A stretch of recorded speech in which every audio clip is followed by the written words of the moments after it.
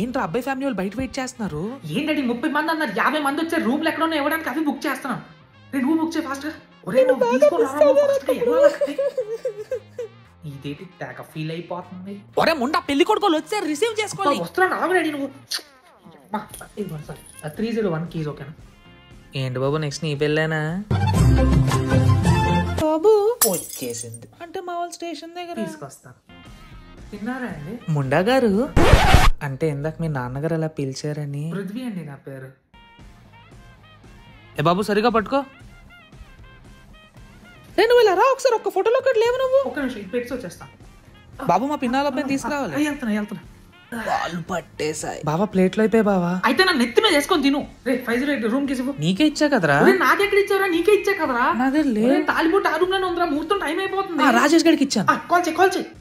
మీరు సబ్స్క్రైబ్ చేయకపోతే మీకు ఎవరినో తెచ్చి పెళ్లి చేసేస్తా.